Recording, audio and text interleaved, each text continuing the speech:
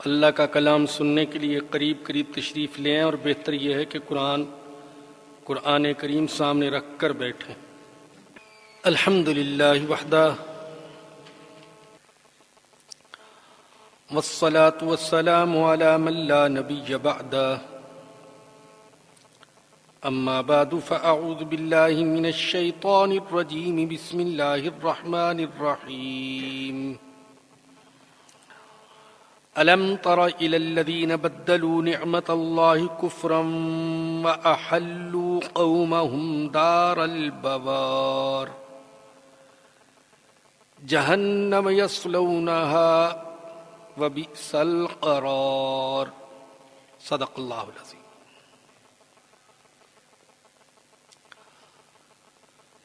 آج ہم اپنے درس قرآن کا آغاز سورہ ابراہیم کی آیت نمبر 28 سے کر رہے ہیں۔ آیت نمبر 28۔ اللہ فرماتے ہیں الم تر الی الذین بدلوا نعمت اللہ کفرا، کیا آپ نے ان لوگوں کو نہیں دیکھا جنہوں نے اللہ کی نعمتوں کے جواب میں کفر کیا؟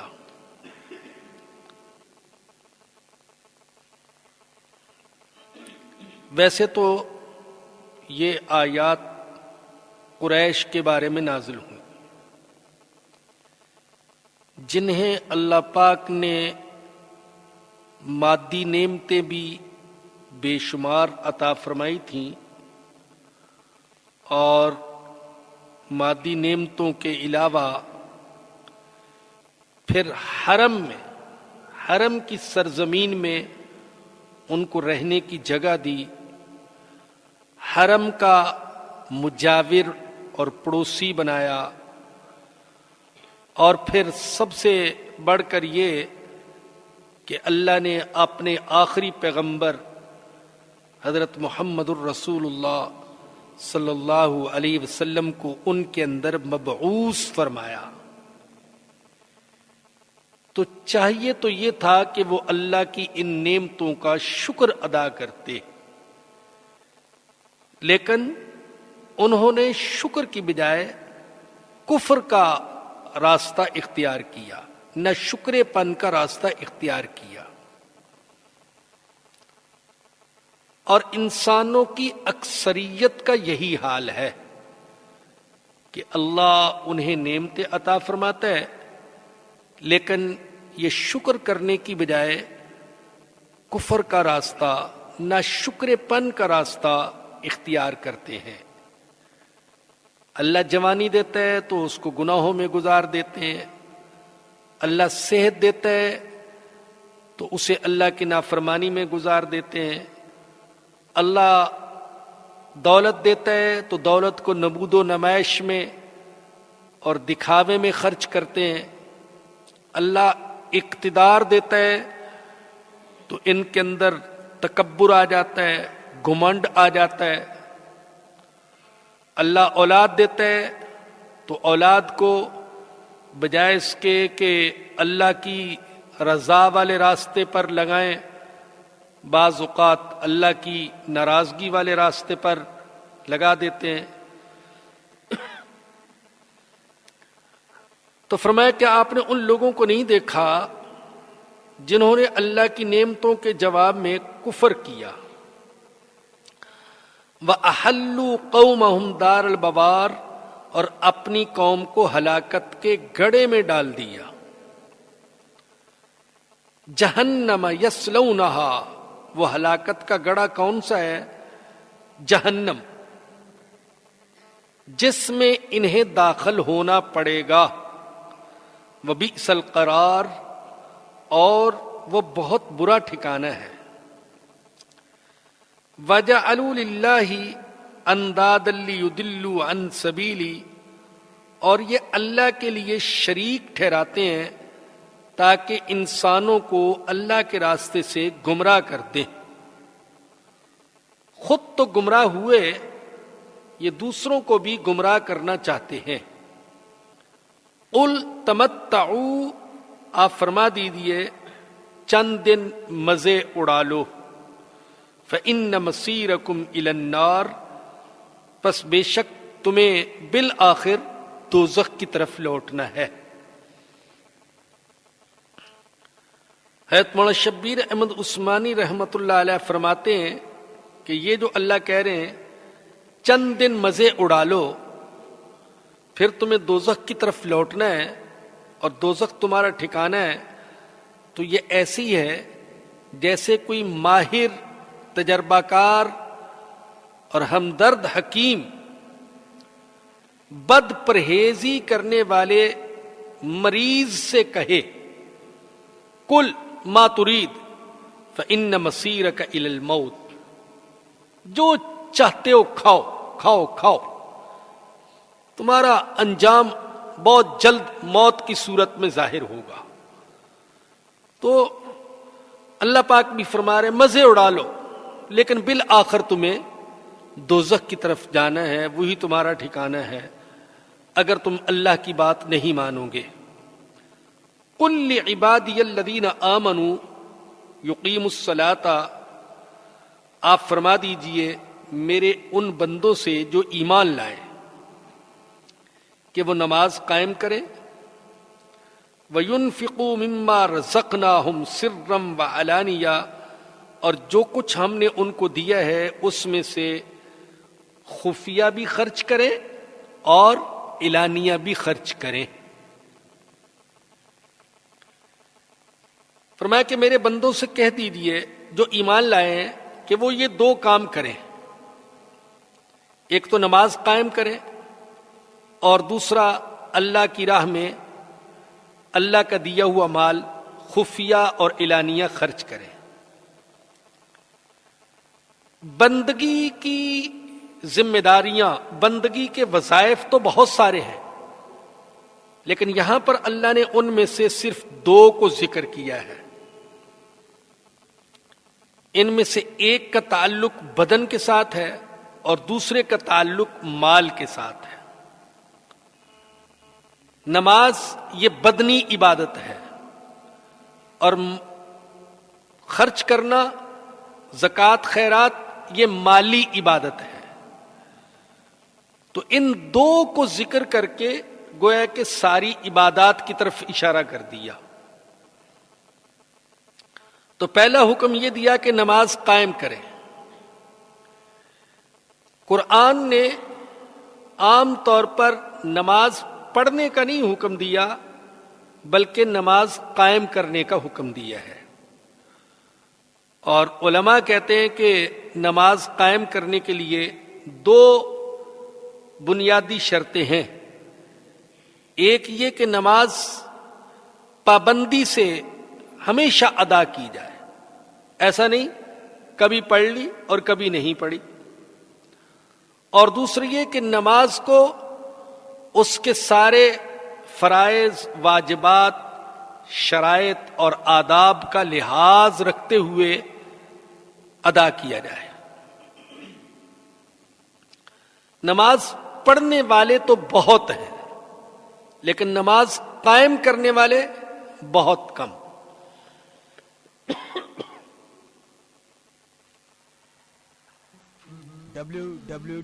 ایسی نماز جو اللہ کی رحمت کو متوجہ کر لے، ایسی نماز جو دل دماغ سے بے حیائی اور گندگی کو کھرچ کر نکال دے، ایسی نماز جس کے پڑھنے والے کی دعائیں قبول ہوں، اور ایسی نماز جس نماز کے اثرات پوری زندگی میں دکھائی دیں، ایسی نماز قائم کرنے والے انگلیوں پر گنے جا سکتے ہیں۔ اور ایک خاص چیز جو نماز کی جان ہے وہ تو ایسے لگتا ہے کہ ہماری نمازوں سے بالکل ہی اٹھ گئی، یعنی خشوع خضوع۔ ظاہری طور پر بھی انسان کا جسم اللہ کے سامنے جھکا ہوا ہو اور اس کا دل بھی اللہ کے سامنے جھکا ہوا ہو اور پوری طرح اللہ کی طرف متوجہ ہو، یہ ہے خشوع خضوع۔ یہ نمازوں سے نکلتا جا رہا ہے۔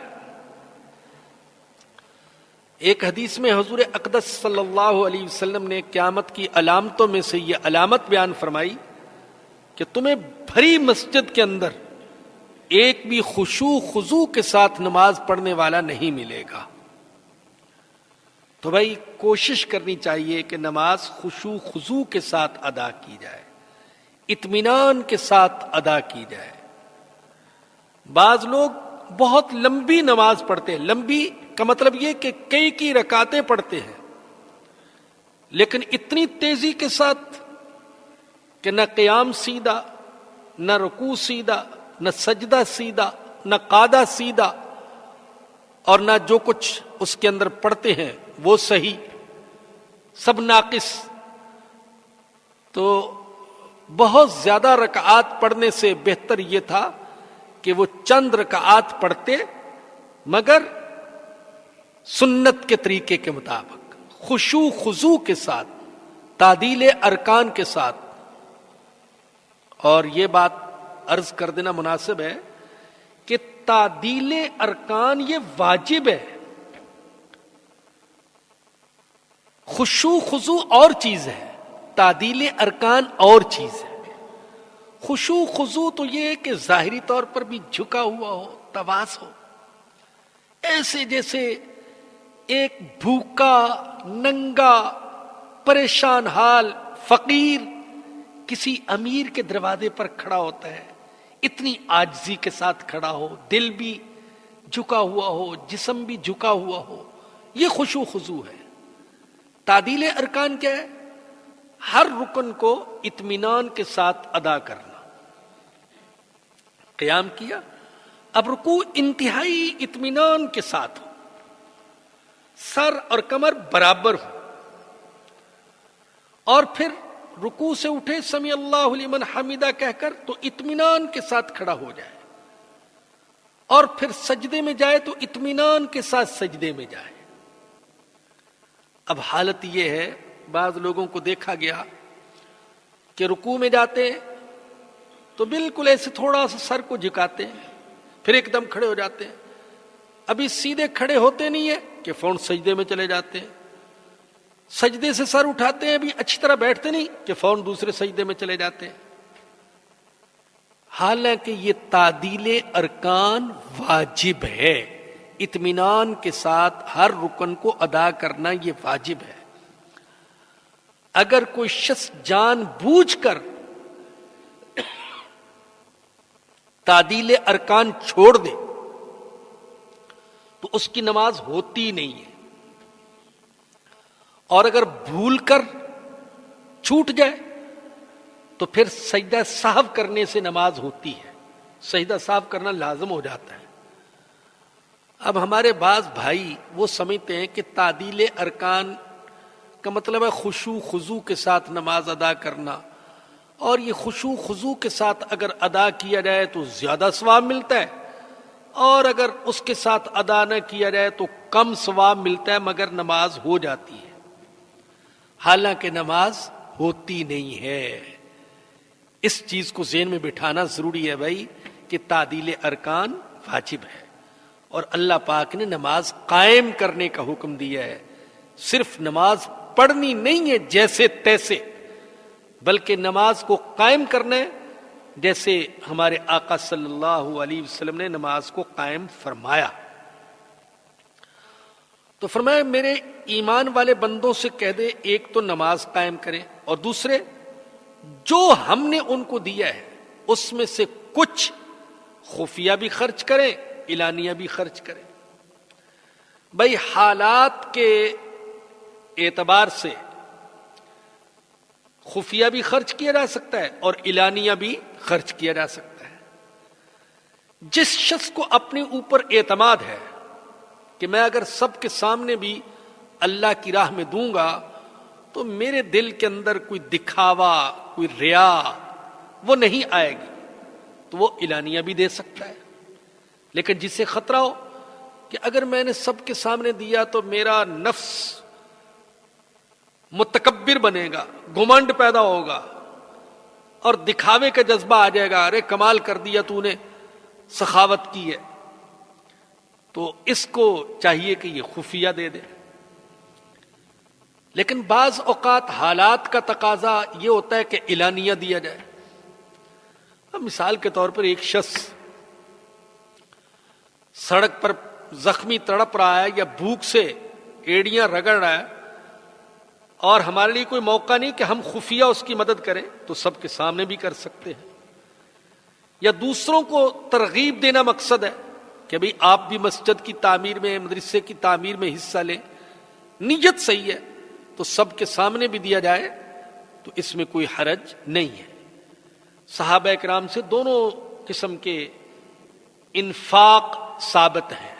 بعض اوقات انہوں نے اعلانیہ خرچ کیا، حضور نے کہا چندہ لاؤ، اور سب لانا شروع ہو گئے اور ڈھیر لگ گیا. یہ جو آپ واقعہ سنتے ہیں، مشہور واقعہ ہے، عمر فاروق سے پوچھا کتنا لائے ہیں، تو انہوں نے کہا اپنے گھر کا آدھا سرمایہ لے آیا. اور حضرت ابوبکر سے پوچھا کتنا لائے، تو کہا جو کچھ تھا وہ لے آیا. اب ظاہر ہے یہ اعلانیہ لائے تھے نا. تو صحابہ کرام سے اعلانیہ خرچ کرنا بھی ثابت ہے اور خفیہ خرچ کرنا بھی ثابت ہے، تو دونوں طریقے سے خرچ کیا جا سکتا ہے. من قبل ان یأتی یوم اللہ بیع فیہ ولا خلال، اللہ فرماتے ہیں یہ دونوں عمل کر لو. کون سے دونوں عمل؟ نمازیں قائم کرو اور میرے دیے ہوئے مال میں سے خرچ کرو اس دن کے آنے سے پہلے جس دن میں نہ تو خرید و فروخت ہو سکے گی اور نہ ہی دوستی کام آئے گی. بعض ایسی قومیں تھیں جن کے ذہن میں یہ تصور بیٹھا ہوا تھا کہ جیسے دنیا میں ہم چیزیں خرید لیتے ہیں تو آخرت میں ہم نیکیاں خرید لیں گے، جنت پیسوں سے خرید لیں گے. یہ تصور بیٹھا ہوا تھا. اسلام نے اس تصور کی تردید فرمائی ہے. قیامت کے دن خرید و فروخت نہیں ہو سکے گی. اللہ اکبر. کوئی اپنی ایک نیکی بھی بیچنے کے لیے تیار نہیں ہوگا، اور اگر تیار ہو بھی جائے تو کس چیز کے بدلے میں ہم خریدیں گے؟ ہمارے پاس تو کچھ ہوگا ہی نہیں، تو خریدیں گے کس چیز کے بدلے میں؟ تو فرمایا کہ خرید و فروخت بھی نہیں ہو سکے گی، ولا خلال، اور دوستی بھی کام نہیں آئے گی.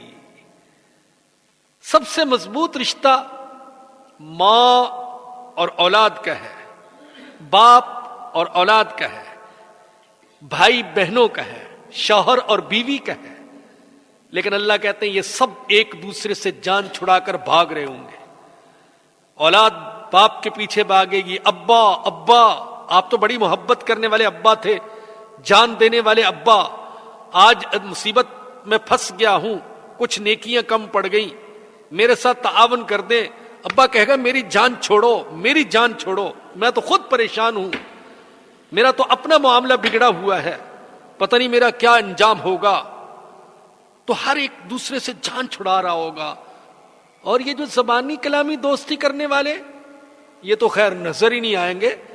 جو مضبوط رشتوں کی بنیاد پر دوستی کرنے والے ہیں وہ بھی ایک دوسرے سے جان چھڑا کر بھاگیں گے.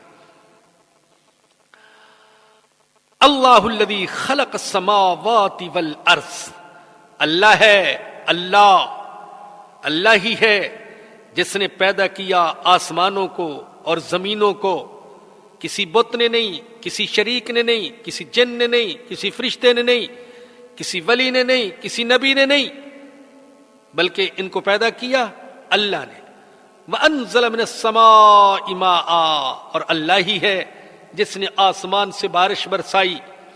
فَأَخْرَجَ بِهِ مِنَ الثَّمَرَاتِ رِزْقًا لَكُمْ، پھر اس بارش کے ذریعے مختلف پھل اس نے پیدا کیے تمہارے لیے رزق کے طور پر. اللہ نے یوں تو ہمارے لیے بے شمار چیزیں پیدا فرمائیں، اور ان چیزوں کا بھی اللہ نے جگہ جگہ ذکر کیا ہے، لیکن پھلوں کا اللہ پاک نے خاص طور پر ذکر کیا ہے. تو پھل واقعی اللہ پاک کی بہت بڑی نعمت ہے، اور اللہ پاک نے ان کے اندر لذت بھی رکھی ہے، غذائیت بھی رکھی ہے، اور شفا بھی رکھی ہے، اور بے شمار قسم کے پھل اللہ پاک نے پوری دنیا میں پیدا فرمائے ہیں۔ وَسَخَّرَ لَكُمُ الْفُلْكَ، اور تمہارے لیے مسخر کر دیا کشتیوں اور جہازوں کو، لِتَجْرِيَ فِي الْبَحْرِ بِأَمْرِي، تاکہ وہ سمندر میں چلیں اللہ کے حکم سے۔ خود کوئی کشتی نہیں چلتی، خود کوئی جہاز نہیں چلتا جب تک کہ اللہ کا حکم نہ ہو۔ وَسَخَّرَ لَكُمُ الْأَنْهَارَ، اور تمہارے لیے مسخر کر دیا نہروں کو، دریاؤں کو، نہروں کو، چشموں کو تمہاری خدمت میں لگا رکھا ہے۔ وَسَخَّرَ لَكُمُ الشَّمْسَ وَالْقَمَرَ دَائِبَيْنِ، اور مسخر کر دیا تمہارے لیے سورج کو اور چاند کو جو اپنے مدار میں مسلسل گردش میں ہے۔ پتہ نہیں اس دنیا کی عمر کتنی ہے، ابھی تک سائنسدان بڑی جد و جہد کے باوجود اس دنیا کی صحیح عمر کا اندازہ نہیں لگا سکے۔ اس کی ابتدا کیسے ہوئی اور کتنے کروڑوں سال پہلے ہوئی، ٹھیک اس کا اندازہ ابھی تک لگایا نہیں جا سکا۔ تخمینے، اٹکلیں، گمان کی باتیں لگے ہوئے۔ تو جب سے اللہ پاک نے یہ نظام بنایا ہے، تب سے سورج اور چاند اور دوسرے کروڑوں اربوں ستارے اپنے مدار میں گردش کر رہے ہیں، اور انتہائی تیز رفتاری سے گردش کر رہے ہیں۔ کروڑوں میل فی گھنٹہ کی رفتار سے گردش کر رہے ہیں، اور یہ بھی طے ہے کہ اپنے مدار سے، اپنی سڑک سے تھوڑا سا ادھر سے ادھر ہو جائیں اور آپس میں ٹکرا جائیں تو یہ سارا نظام ہی ختم ہو جائے۔ لیکن حیرت کی بات ہے، کروڑوں اربوں سال سے اپنے اپنے مدار میں گردش کر رہے ہیں اور انتہائی تیز رفتاری کے ساتھ، لیکن کوئی اپنے مدار سے ذرا برابر بھی ہٹتا نہیں ہے۔ انسان نے طرح طرح کی گاڑیاں ایجاد کی ہیں، بعض کمپیوٹر سے کنٹرول ہوتی ہیں، بعض ہاتھ سے کنٹرول ہوتی ہیں، لیکن ابھی تک انسان اتنا مضبوط نظام قائم نہیں کر سکا کہ ایک گاڑی بنا کر صدیوں کے لیے چھوڑ دی جائے اور وہ اپنی جگہ پر چلتی رہے اور اپنی جگہ سے ہٹے نہیں۔ لیکن اللہ کی بنائی ہوئی چیزیں وہ کروڑوں سال سے اپنی اپنی جگہ پر، اپنے اپنے مدار میں چل رہی ہیں اور وہاں سے ہٹتی نہیں ہیں۔ وَسَخَّرَ لَكُمُ اللَّيْلَ وَالنَّهَارَ، اور اسی نے رات اور دن کو تمہاری خدمت میں لگا رکھا ہے۔ یہ جو اللہ پاک فرماتے ہیں کہ یہ میں نے تمہارے لیے یہ کیا، یہ تمہارے لیے میں نے یہ کیا، تو اگر میں قرآن پڑھوں تو میں یوں سمجھوں کہ اللہ پاک مجھے فرما رہے ہیں کہ دیکھ، سورج کو میں نے تیری خدمت میں لگا رکھا ہے، چاند کو تیری خدمت میں لگا رکھا ہے، رات کو تیری خدمت میں لگا رکھا ہے، دن کو تیری خدمت میں لگا رکھا ہے۔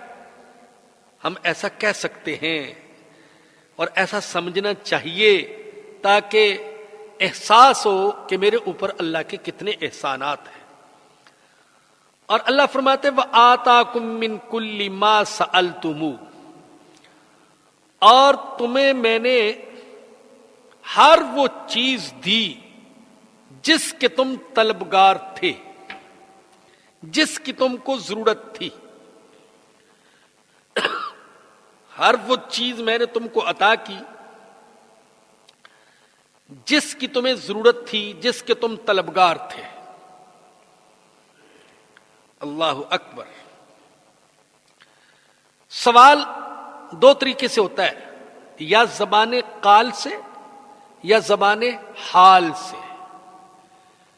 بسا اوقات تو ہم اپنی زبان سے جو کچھ مانگتے ہیں، اس زبان سے جو کچھ مانگتے ہیں، اللہ وہ بھی دے دیتے ہیں، لیکن بہت سے سوالات ایسے ہیں جو اپنی ہم حال کی زبان سے کرتے ہیں، تو اللہ پاک نے وہ چیزیں بھی ہم کو عطا کر دی۔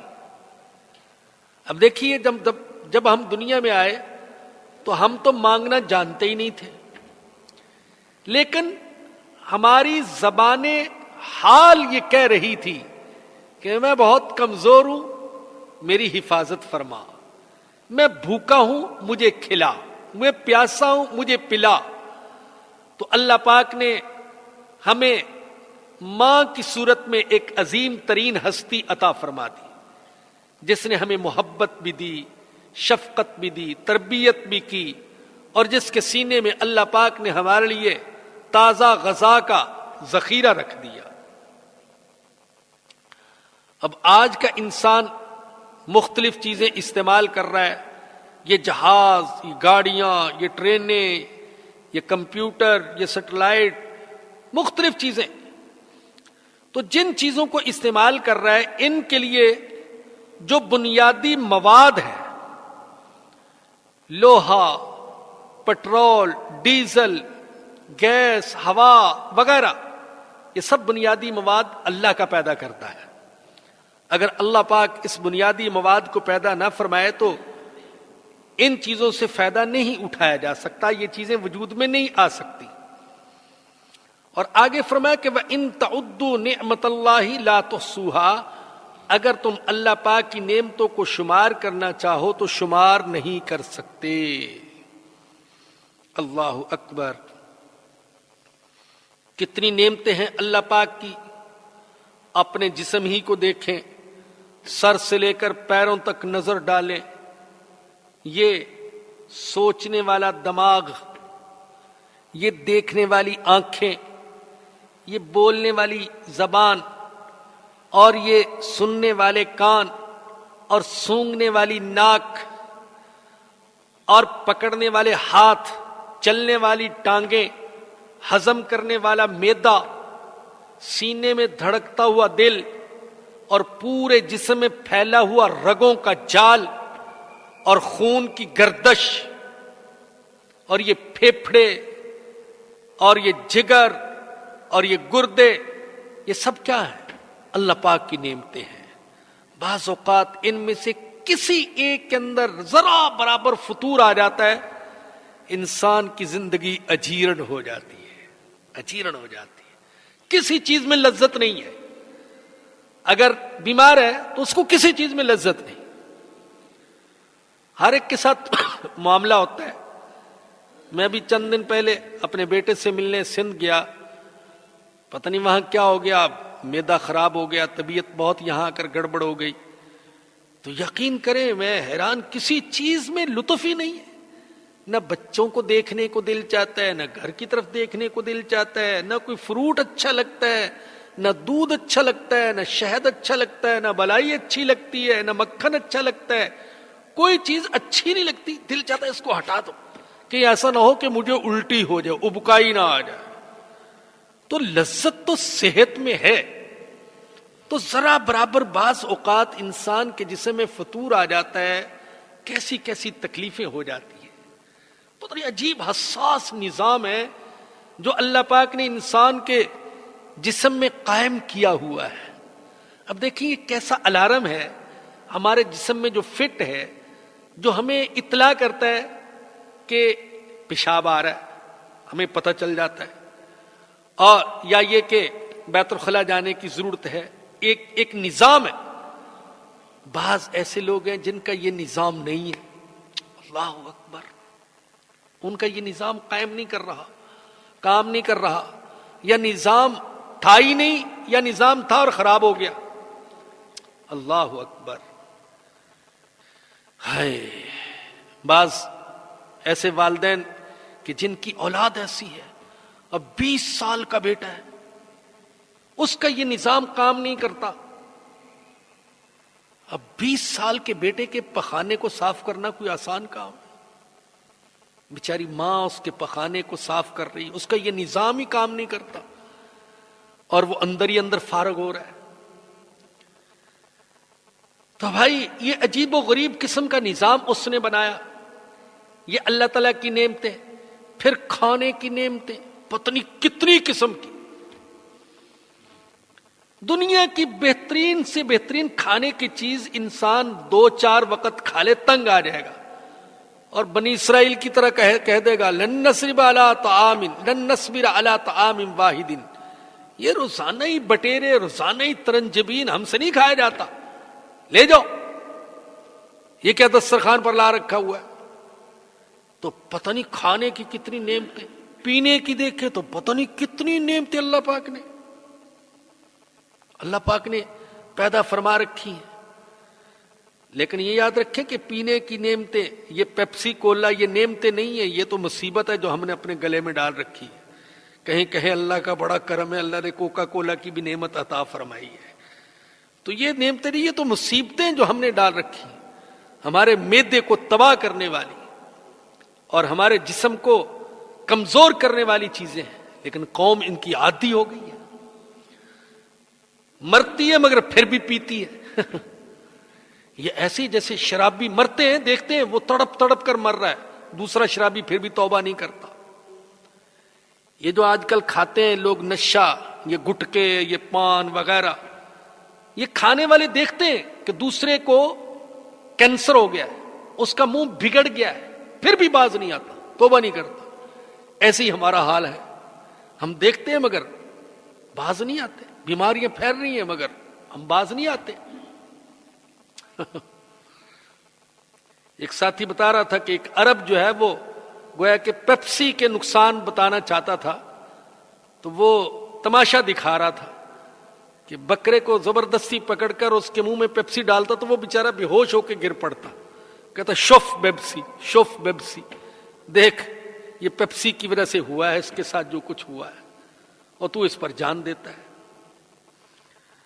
بہرحال ٹی وی نے، اشتہاروں نے اور فنکاروں نے، اداکاروں نے ہمیں ایسا عادی بنا دیا کہ اب گویا کہ ہمارا دسترخوان ان چیزوں کے بغیر سجتا ہی نہیں، اور جو اصل چیزیں تھیں، یہ دودھ، یہ لسی اور یہ صاف شفاف پانی، وہ ہم بھولتے ہی جا رہے ہیں۔ تو کھانے کی نعمتیں، پینے کی نعمتیں، سونگھنے کی نعمتیں، ایسی ایسی خوشبوئیں اللہ نے پیدا فرما دی، بوٹیوں کے اندر ایسی ایسی خوشبو رکھ دی، سبحان اللہ، ماشاء اللہ، یہ رات کی رانی، یہ دن کے راجے، اور یہ چمبیلی، یہ گلاب، اور یہ دوسری خوشبویات، یہ عود، یہ عنبر، یہ مشک، کیسی عجیب نعمتیں، دیکھنے کی نعمتیں کہ دیکھو تو طبیعت خوش ہو جائے، پہننے کی نعمتیں، طرح طرح کے لباس، اوڑھنے کی نعمتیں، آنے جانے کی نعمتیں، یہ اللہ کی بہت ساری نعمتیں ہیں۔ پھر یہ رشتے، ناتے، تعلقات، یہ ابا، یہ اماں، یہ اولاد کی اولاد، یہ بھائی بہن، یہ ماموں، یہ خالہ، یہ رشتے، یہ اللہ پاک کی بہت بڑی نعمت ہے۔ اور کچھ نعمتیں تو ایسی ہیں خاص اللہ نے ہم کو عطا فرمائی، قرآن کی نعمت، ایمان کی نعمت، رسول اکرم صلی اللہ علیہ وسلم کی غلامی کی نعمت، کعبہ کی نعمت، حضور کے روضے کی نعمت، اللہ اکبر، سجدے کی نعمت، رکوع کی نعمت، ذکر کی نعمت، دعا کی نعمت، عبادت کی نعمت، کیسے اللہ کا شکر ادا کریں گے؟ حضرت طلق بن حبیب رحمت اللہ علیہ فرماتے ہیں، اللہ کا حق اتنا بڑا ہے، اللہ کا حق اتنا بڑا ہے کہ بندے اس کو قائم نہیں کر سکتے، ادا نہیں کر سکتے، اور اللہ کی نعمتیں اتنی زیادہ ہیں کہ بندے ان کو شمار نہیں کر سکتے۔ اور بعض روایات میں ہے کہ حضرت داؤد علیہ السلام نے اللہ سے عرض کیا، اے اللہ تیرا شکر کیسے ادا کروں، کیسے تیرا شکر ادا کروں؟ یہ جو تو شکر کی توفیق دیتا ہے یہ بھی تو نعمت ہے، یہ جو توفیق شکر دیتا ہے یہ بھی تو نعمت ہے۔ میں کہتا ہوں اللہ کا میرے اوپر بڑا کرم ہے، اور خوش ہو کر کہتا ہوں الحمدللہ الحمدللہ الحمدللہ، تو یہ الحمدللہ کہنے کی کس نے توفیق دی ہے؟ یہ بھی تو اللہ پاک نے توفیق دی ہے، تو یہ بھی تو نعمت ہے، بلکہ یہ تو بہت بڑی نعمت ہے۔ روٹی کی نعمت کم ہے، پانی کی نعمت کم ہے، لباس گاڑی کی نعمت کم ہے، اور اس نعمت کے عطا ہونے پر الحمدللہ کہنا یہ بڑی نعمت ہے۔ تو عرض کیا اللہ میں کیسے تیرا شکر ادا کروں، کر ہی نہیں سکتا، اس لیے کہ شکر کی توفیق بھی تو ایک نعمت ہے، تو میرے اللہ تیرا شکر ادا نہیں ہو سکتا۔ تو اللہ نے فرمایا ہائے اللہ، واہ میرے اللہ، میرا اللہ بڑا مہربان ہے۔ اللہ نے فرمایا کہ جب میرا بندہ عاجزی ظاہر کرتا ہے کہ اے اللہ میں کوشش تو بڑی کرتا ہوں لیکن تیرا شکر ادا نہیں ہو سکتا، تو میں کہتا ہوں کہ میرے بندے نے شکر ادا کر دیا۔ جب وہ اپنی عاجزی ظاہر کرتا ہے، اللہ مجھ سے نہیں ہوتا شکر ادا، کوشش کرتا ہوں مگر کیسے کروں، میں اگر شکر ادا کرنے کے لیے سجدہ کرتا ہوں تو یہ بھی نعمت ہے، رکوع کرتا ہوں تو یہ بھی نعمت ہے، دعا کرتا ہوں تو یہ بھی نعمت ہے، میں حج کرنے جاتا ہوں تو یہ نعمت ہے، میں صدقہ کرتا ہوں تو یہ نعمت ہے، میں روزہ رکھتا ہوں تو یہ نعمت ہے، تو کیسے شکر ادا کروں؟ تو اللہ نے فرمایا اسی طریقے سے تو ادا ہوتا ہے جب بندہ سب کچھ کرنے کے باوجود سمجھتا ہے کہ میں تو عاجز آ گیا، مجھ سے نہیں شکر ادا ہوتا، تو میں خوش ہو جاتا ہوں کہ میرا بندہ کوشش کرتا ہے اور اپنے آپ کو عاجز بھی سمجھتا ہے کہ مجھ سے ادا نہیں ہوتا۔ وَإِذْ قَالَ إِبْرَاهِيمُ إِنَّ الْإِنسَانَ لَظَلُومٌ كَفَّارٌ، بے شک انسان بڑا ظالم ہے، بڑا ناشکر ہے۔ اللہ کہتا ہے بڑا ظالم ہے، یہ بڑا ناشکر ہے، نعمتیں عطا کرتا ہوں مگر شکر ادا نہیں کرتا۔ لیکن کچھ بندے ایسے بھی ہیں جو شکر ادا کرنے والے، ان میں سے اپنے ایک خاص بندے کا ذکر حضرت ابراہیم، جن کے بارے میں اللہ نے فرمایا، اوئے ہائے، اللہ نے فرمایا وَاتَّخَذَ اللَّهُ إِبْرَاهِيمَ خَلِيلًا، اللہ نے ابراہیم کو اپنا دوست بنا لیا۔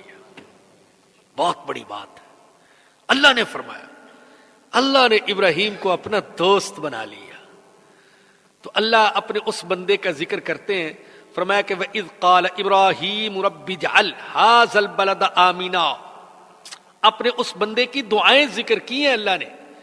یاد کرو اس وقت کو جب ابراہیم نے کہا اے میرے رب اجعل هَٰذَا الْبَلَدَ آمِنًا، اس شہر کو امن والا شہر بنا دے۔ پہلی جو دعا کی ہے وہ امن کی دعا کی ہے، امن کی اس قدر اہمیت ہے، اس لیے کہ امن ہو تو ملک ترقی کرتا ہے، امن ہو تجارت ہوتی ہے، امن ہو کارخانے لگتے ہیں، فیکٹریاں لگتی ہیں، روزگار ملتا ہے، امن ہو تبلیغ کا بھی موقع ملتا ہے، عبادت بھی آزادی سے کی جا سکتی ہے، امن ہو صحت بھی ہوتی ہے۔ خوف اور دہشت جہاں پر ہو وہاں یہ ان میں سے کچھ بھی نہیں ہوتا۔ تو امن کی دعا کی، امن کی اہمیت بتانے کے لیے آج مسلمان اپنے گناہوں کی وجہ سے اور اسلام کی حقیقت نہ سمجھنے کی وجہ سے پوری دنیا میں خوف اور دہشت کی علامت بن گئے، ورنہ اسلام تو امن کا مذہب ہے، جس مذہب کا نام ہی اسلام ہے، اس مذہب میں سلامتی کیسے نہیں ہوگی؟ تو یہ اسلام ہے، اطاعت کا مذہب، فرما برداری کا مذہب، امن کا مذہب ہے۔ ابراہیم علیہ السلام نے دعا کی اے میرے رب اس شہر کو امن والا شہر بنا۔ ایک تفسیر میں لکھا ہے کہ بعض علماء سے سوال کیا گیا کہ حضرت امن بڑی نعمت ہے یا صحت بڑی نعمت ہے؟ تو انہوں نے فرمایا کہ امن۔ پوچھا کیوں، کیسے؟ تو انہوں نے مثال سے بات کو سمجھایا، فرمایا دیکھو اگر بکری زخمی ہو جائے اور اس کو علاج معالجہ اور امن میسر آ جائے تو تندرست ہو جائے گی، لیکن اگر بکری تندرست ہو اور اس کے سامنے بھیڑیے باندھ دیے جائیں تو وہ تندرست بھی بیچاری خوف کے مارے مر جائے گی۔ تو ثابت ہوا کہ امن بڑی نعمت ہے، امن حاصل ہو، اور بعض اوقات صحت مند انسان کو خوف اور غم اور پریشانی یہ وقت سے پہلے بوڑھا کر دیتی، اور جس کو امن اور سکون حاصل ہو تو بعض اوقات بڑھاپے میں بھی جوانی کے مزے لیتا ہے۔ تو فرمایا کہ اے میرے رب اس شہر کو امن والا شہر بنا دے۔ اللہ نے اس دعا کو قبول فرما لیا اور مکہ کو ایسا امن عطا فرمایا کہ پوری دنیا میں اس کی کوئی مثال نہیں ہے۔ امن کا رول ماڈل کہنا چاہیے مکہ کو آج بھی اور زمانے جاہلیت میں بھی، جبکہ نہ پولیس تھی، نہ فوج، نہ تھانے، نہ کچہریاں، نہ عدالتیں، اس وقت بھی مکہ میں حدود حرم میں بے مثال امن تھا، ہر ایک کو تحفظ، انسان تو انسان، حیوانوں کو بھی تحفظ اور نباتات کو بھی تحفظ۔ وجنبنی وبنیہ، دوسری دعا کی، اے اللہ مجھے بچا کر رکھنا اور میرے بیٹوں کو بچا کر رکھنا ان نعبد الاصنام، بتوں کی عبادت سے۔ اے اللہ بچا کر رکھنا، صرف تیری عبادت کریں ہم اور تیرے علاوہ اور کسی کی عبادت نہ کریں۔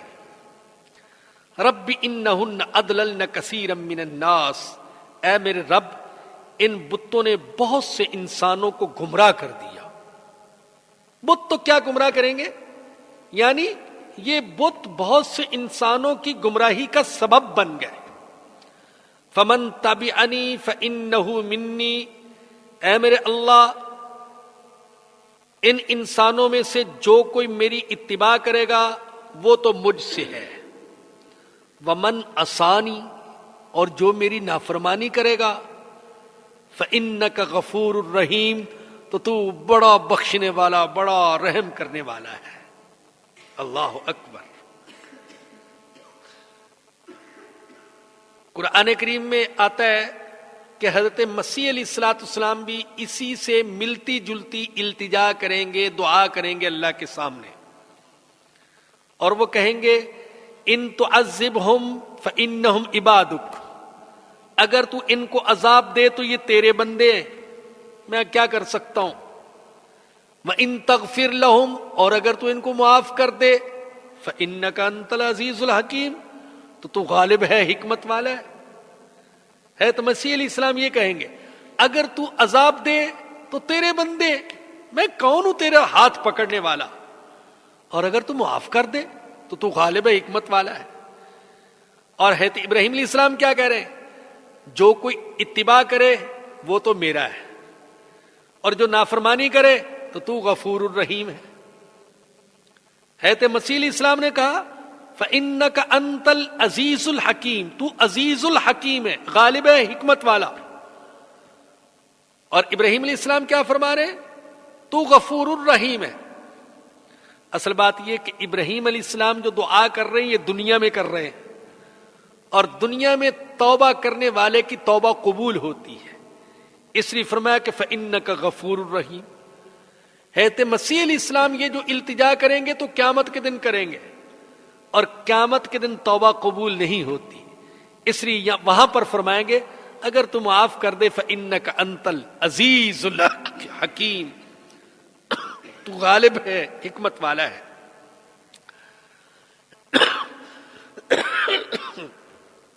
ربنا انی اسکنت من ذریتی بواد غیر ذی زرع،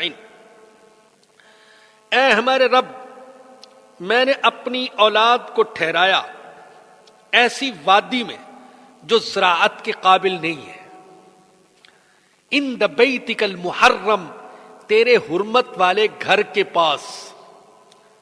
کس لیے، مقصد کیا ہے، ربنا لیقیموا الصلاۃ، اے ہمارے رب اس لیے تاکہ یہ نماز قائم کرے۔ اللہ اکبر۔ آپ اندازہ کریں کم و بیش آج سے 5000 سال پہلے اللہ کے حکم سے حضرت ابراہیم علیہ السلام اپنے دودھ پیتے بیٹے اسماعیل کو، جو 99 سال کی عمر میں اللہ نے عطا کیا تھا، بڑھاپے میں عطا کیا، 99 سال کی عمر میں عطا ہوا، اس دودھ پیتے بچے اور اس کی ماں ہاجرہ کو اللہ کے حکم سے یہاں کعبہ کے پاس چھوڑ دیا. آج کا کعبہ نہیں، آج تو وہاں ساری سہولتیں ہیں، آج تو وہ دنیا کا جدید ترین شہر ہے، کوئی نعمت ایسی نہیں جو وہاں حاصل نہ ہو. لیکن اس وقت کیا تھا؟ اللہ اکبر، سناٹا، بے آبادی، کوئی چیز نظر نہیں آتی تھی، نہ کوئی قبیلہ، نہ خاندان، نہ انسان، نہ مکان، نہ ضرورت کی چیزیں، اور کچھ اگتا بھی نہیں تھا، زمین بھی ایسی، کچھ اگتا بھی نہیں. تو عرض کیا، اللہ تیرے گھر کے پاس ایسی وادی میں چھوڑ کر جا رہا ہوں جو زراعت کے قابل نہیں ہے، جہاں کچھ پیدا بھی نہیں ہوتا، لیکن اے اللہ میرا مقصد بڑا ہے، ان کو اس لیے چھوڑ کر جا رہا ہوں تاکہ یہ نماز قائم کرے. اللہ سے دعا کی، فَجْعَلْ أَفْئِدَةً مِّنَ النَّاسِ تَهْوِي إِلَيْهِمْ، میرے اللہ انسانوں کے دل ان کی طرف مائل کر دے. یہ دعا کی. وَارْزُقْهُم مِّنَ الثَّمَرَاتِ، اور ان کو رزق دے پھلوں میں سے، لَعَلَّهُمْ يَشْكُرُونَ، تاکہ یہ تیرا شکر ادا کریں. اللہ اکبر. اللہ نے اپنے پیارے خلیل کی یہ ساری دعائیں قبول فرما لی. دعا یہ کی تھی کہ اللہ لوگوں کے دل ان کی طرف مائل کر دے.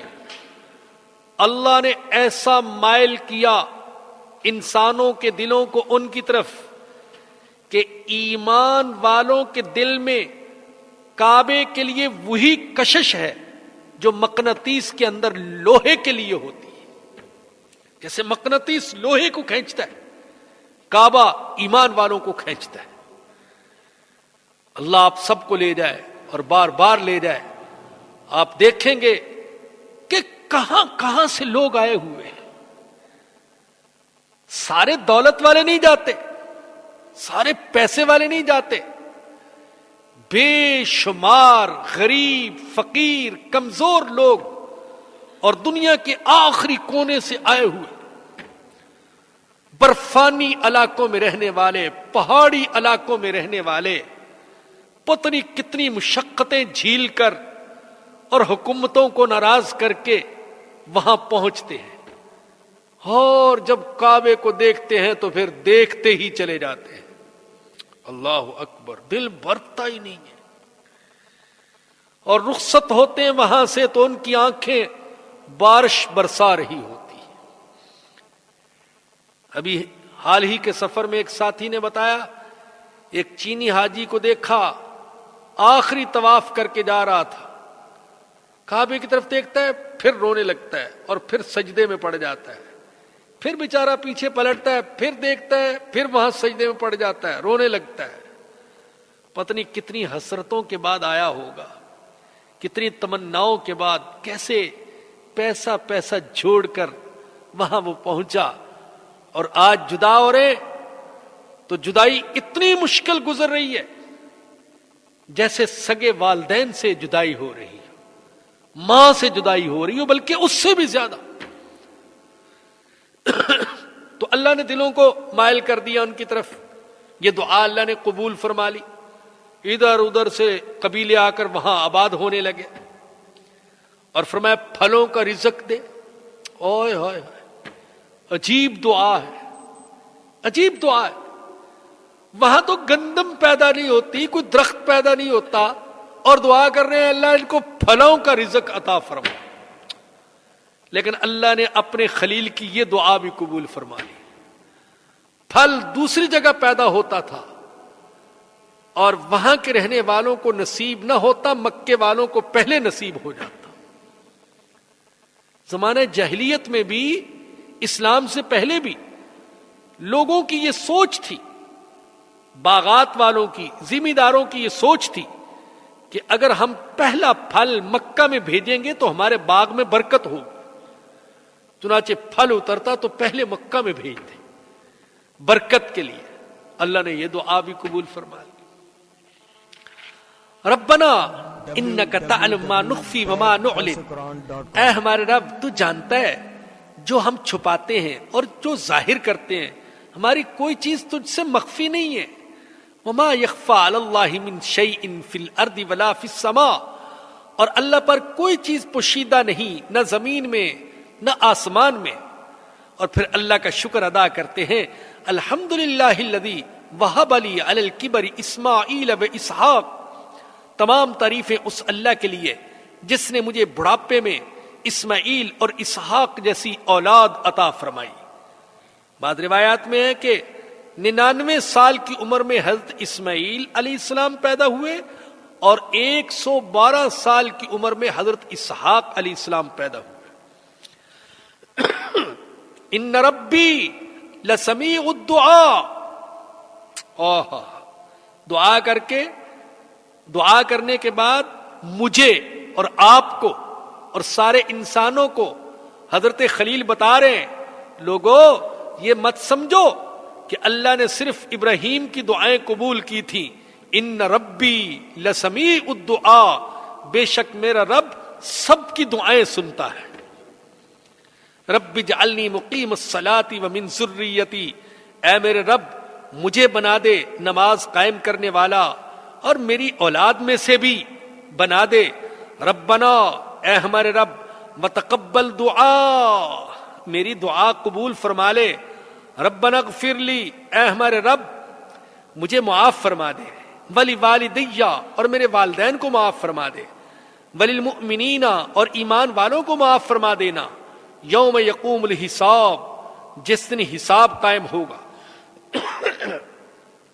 ولا تحسبن اللہ غافلا عما یعمل الظالمون، اپنے دل میں یہ خیال بھی نہ لانا کہ اللہ بے خبر ہے اس سے جو کچھ ظالم کرتے ہیں. اللہ سب کچھ دیکھ رہا ہے تو پکڑتا کیوں نہیں، سزا کیوں نہیں دیتا. انما یؤخرہم لیوم، اللہ ان کو ڈھیل دے رہا ہے اس دن کے لیے، تشخص فیہ الابصار، جس میں آنکھیں کھلی کی کھلی رہ جائیں گی. مہطعین مقنعی رؤوسہم، مجرم سر اٹھائے بھاگ رہے ہوں گے. لا یرتد الیہم طرفہم، ان کی آنکھیں جھپکنا بھول جائیں گے. وافئدتہم ہوا، اور ان کے دل اڑ رہے ہوں گے. وانذر الناس یوم یاتیہم العذاب، اور لوگوں کو ڈرائیے اس دن سے جس دن ان پر عذاب آئے گا. فیقول الذین ظلموا، تو ظالم کہیں گے، ربنا اخرنا الی اجل قریب، اے ہمارے رب ہمیں تھوڑی سی مہلت اور دے دے، تھوڑی سی مہلت. نجب دعوتک، ہم تیری دعوت کو قبول کریں گے. ونتبع الرسل، اور تیرے رسولوں کی اتباع کریں گے. اللہ فرمائیں گے، اولم تکونوا اقسمتم من قبل ما لکم من زوال، کیا تم اس سے پہلے قسمیں نہیں اٹھاتے تھے کہ تمہیں دنیا چھوڑ کر کہیں نہیں جانا؟ تم تو قسمیں اٹھاتے تھے کہ بس یہی دنیا کی زندگی ہے، اس کے علاوہ اور کوئی زندگی نہیں. وسکنتم فی مساکن الذین ظلموا انفسہم، حالانکہ تم ان لوگوں کی بستیوں میں بستے تھے جنہوں نے اپنے اوپر ظلم کیا. وتبین لکم کیف فعلنا بہم، اور تمہیں یہ بھی معلوم ہو چکا تھا کہ ہم نے ان کے ساتھ کیا سلوک کیا تھا. وضربنا لکم الامثال، اور عبرت کے لیے تمہارے سامنے مثالیں بھی بیان کی، پھر بھی تم سمجھے نہیں. وقد مکروا مکرہم، انہوں نے حق کا راستہ روکنے کی بڑی تدبیریں کی. وعند اللہ مکرہم، اور اللہ کے پاس بھی اللہ کے پاس ان کی تدبیریں ہیں، ان کی تدبیروں کا توڑ اللہ کے پاس ہے. وَإِن كَانَ مَكْرُهُمْ لِتَزُولَ مِنْهُ الْجِبَالُ، اور ان کی تدبیریں واقعی ایسی تھیں کہ ان سے پہاڑ ٹل جاتے ہیں. ان کی تدبیریں بڑی مضبوط، لگتا تھا کہ پہاڑ بھی اپنی جگہ سے ہٹ جائیں گے، لیکن وہ اللہ کی تدبیروں کا مقابلہ نہ کر سکے. فلا تحسبن اللہ مخلف وعدہ رسلہ، آپ اللہ کو ایسا گمان نہ کریں کہ وہ اپنے رسولوں کے ساتھ وعدے کی خلاف ورزی کرے گا. ان اللہ عزیز ذو انتقام، بے شک اللہ غالب ہے، وہ انتقام لینے والا ہے.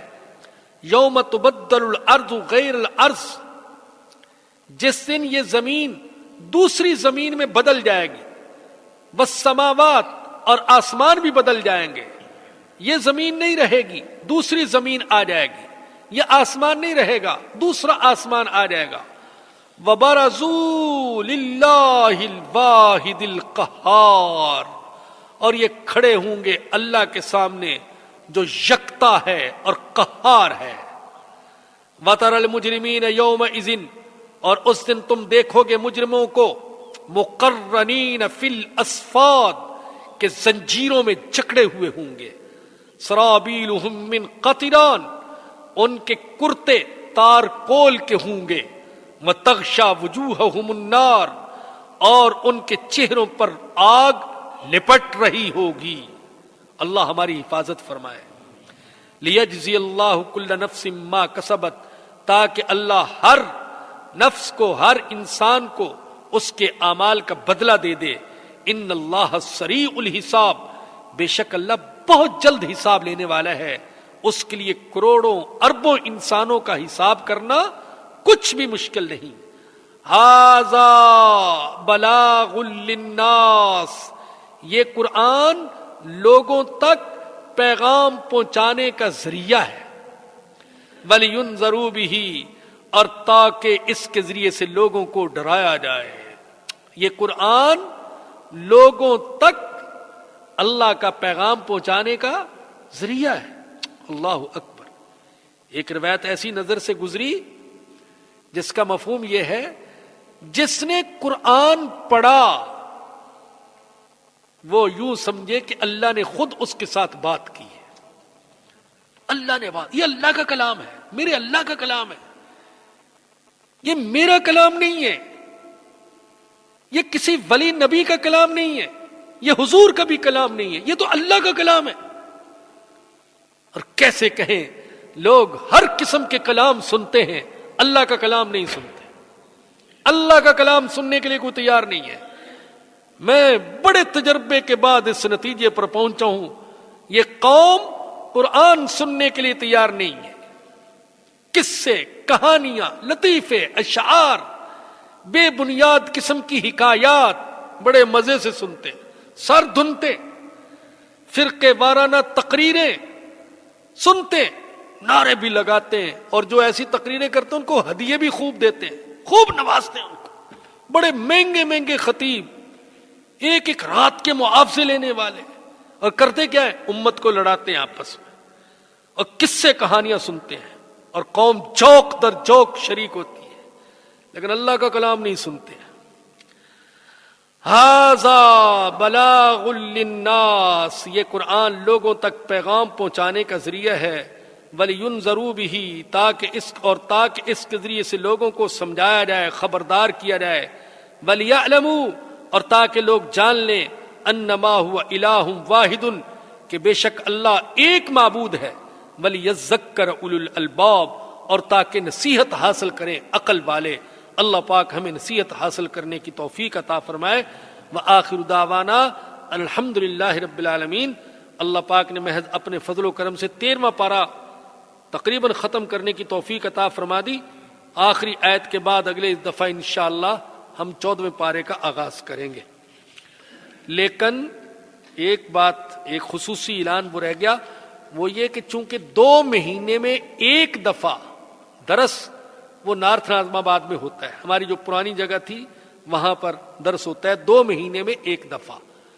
تو اور وہ ہر 2 مہینے بعد تیسرے اتوار کو ہوتا ہے. تو اگلے اتوار کو درس جو ہے یہ نارتھ ناظم آباد میں ہوگا، شفیق اجمل صاحب کے گھر میں.